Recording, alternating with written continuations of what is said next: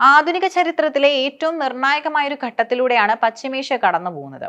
പതിറ്റാണ്ടുകളായി നിലനിൽക്കുന്ന America Iran ശത്രുത ഇപ്പോൾ ഒരു തുറന്ന യുദ്ധത്തിലേക്ക് വഴിമാറുന്നതിന്റെ സൂചനകളാണ് പുറത്തുവരുന്നത്. അമേരിക്കൻ പ്രസിഡന്റ് ഡൊണാൾഡ് ട്രംപിന്റെ കടുത്ത നിലപാടുകളും IRGC നിയന്ത്രണമില്ലാത്ത നീക്കങ്ങളും മേഖലയെ ഒരു സ്ഫോടനാത്മക സാഹചര്യത്തിലേക്ക് എത്തിച്ചിരിക്കുന്നു. അമേരിക്കൻ പ്രസിഡന്റ് പദവിയിൽ തിരിച്ചെത്തിയ ശേഷം ഡൊണാൾഡ് ട്രംപ് ഇറാനോട് സ്വീകരിക്കുന്നത് അതിശക്തമായ മാക്സിമം പ്രഷർ നയമാണ്. ഇറാന്റെ സാമ്പത്തിക ഭദ്രത തകർക്കുക മാത്രമല്ല, സൈനികമായി അവരെ പൂർണ്ണമായി നിശബ്ദരാക്കുക എന്നതാണ് ട്രംപിന്റെ പ്രധാന ലക്ഷ്യം. നിരുപാധികം കീഴടങ്ങുക എന്ന അമേരിക്കയുടെ ആവശ്യം ഒരു പരമാധികാര രാഷ്ട്രത്തെ സംബന്ധിച്ചിടത്തോളം അംഗീകരിക്കാൻ പ്രയാസമുള്ളതാണ്. ഇത് നിരസിക്കപ്പെട്ടതോടെ മുൻപ് ലക്ഷ്യമിടാതിരുന്ന ഇറാന്റെ തന്ത്രപ്രധാനമായ കേന്ദ്രങ്ങളിലേക്കും രാഷ്ട്രീയ നേതൃത്വത്തിലേക്കും ആക്രമണം വ്യാപിപ്പിക്കുമെന്ന് ട്രംപ് പ്രഖ്യാപിച്ചു കഴിഞ്ഞു. ഇറാൻ ഇപ്പോൾ ഒരു പരാജിത രാഷ്ട്രമാണെന്ന ട്രംപിന്റെ പ്രസ്താവന കേവലം ഒരു വാക്പോരല്ല, മറിച്ച് ഇറാന്റെ ആത്മവീര്യം തകർക്കാനുള്ള സൈക്കോളജിക്കൽ വാർഫെയറിന്റെ ഭാഗമാണ്. ആയിരക്കണക്കിന് വർഷത്തെ ചരിത്രമുള്ള പേർഷ്യൻ സാമ്രാജ്യം ഇന്ന് അയൽരാജ്യങ്ങളോട് മാപ്പ് പറയേണ്ടി വരുമെന്ന അവസ്ഥയിലാണെന്ന ട്രംപിന്റെ പരിഹാസം ടെഹ്റാനിലെ ഭരണകൂടത്തെ കൂടുതൽ പ്രകോപിപ്പിച്ചിട്ടുണ്ട്. ഇറാന്റെ ആഭ്യന്തര രാഷ്ട്രീയത്തിൽ വലിയൊരു മാറ്റം സംഭവിച്ചിരിക്കുന്നുവെന്നാണ് സമീപകാല സംഭവങ്ങൾ വ്യക്തമാക്കുന്നത്. ഇറാന്റെ പരമോന്നത നേതാവ് അയത്തുള്ള അലി ഖമേനിയുടെ വധം രാജ്യത്തിന്റെ അധികാര കേന്ദ്രങ്ങളിൽ വലിയൊരു ശൂന്യത സൃഷ്ടിച്ചു. പ്രസിഡന്റ് മസൂദ് പെസഷ്കിയാൻ നയിക്കുന്ന രാഷ്ട്രീയ നേതൃത്വം തന്ത്രപ്രധാനമായ നീക്കങ്ങൾക്ക് ശ്രമിക്കുമ്പോൾ ഇറാന്റെ സൈനിക വിഭാഗമായ IRGC പൂർണ്ണമായും സ്വതന്ത്രമായാണ് ഇപ്പോൾ പ്രവർത്തിക്കുന്നത്. ഗൾഫ് രാജ്യങ്ങളെ ആക്രമിക്കില്ലെന്ന് രാഷ്ട്രീയ നേതൃത്വം ഉറപ്പു നൽകുന്നുണ്ടെങ്കിലും കഴിഞ്ഞ ദിവസങ്ങളിൽ മേഖലകളിലെ വിവിധ ഇടങ്ങളിൽ നടന്ന ആക്രമണങ്ങൾ IRGCയുടെ തന്നിഷ്ടപ്രകാരമുള്ള നീക്കങ്ങളാണെന്ന് വിലയിരുത്തപ്പെടുന്നു.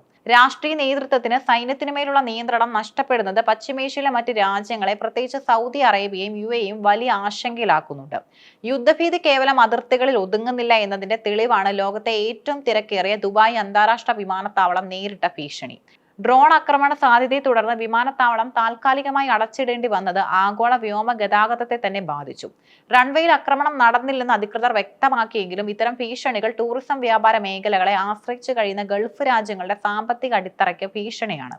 സുരക്ഷാ മുൻകരുതലിന്റെ ഭാഗമായുള്ള ഈ നടപടി യുദ്ധം ഒട്ടും അകലെയല്ല എന്നതിന്റെ ഓർമ്മപ്പെടുത്തൽ കൂടിയാണ്.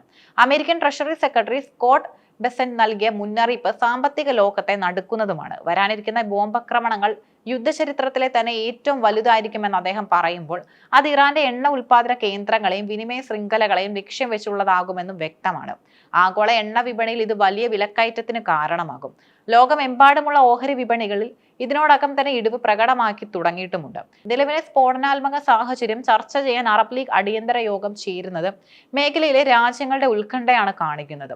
യുദ്ധമുണ്ടായാൽ അതിന്റെ പ്രത്യാഘാതം ഏറ്റവും കൂടുതൽ അനുഭവിക്കേണ്ടി വരുന്നത് ഗൾഫ് രാജ്യങ്ങൾക്കായിരിക്കും. അമേരിക്കയെ പിണക്കാതെ തന്നെ ഇറാന്റെ പ്രകോപനങ്ങളിൽ നിന്നും എങ്ങനെ രക്ഷപ്പെടാം എന്നതാകും അറബ് ലീഗിന്റെ പ്രധാന ആലോചന.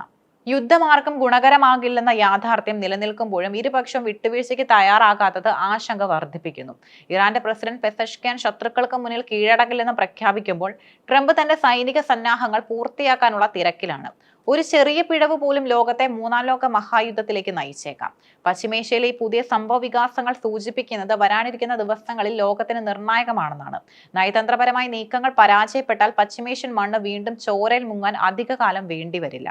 പശ്ചിമേഷ്യയിലെ നിലവിലെ യുദ്ധ സാഹചര്യം ആഗോള എണ്ണ വിപണിയെ അതീവ ഗുരുതരമായ പ്രതിസന്ധിയിലേക്കാണ് തള്ളിവിടുന്നത്.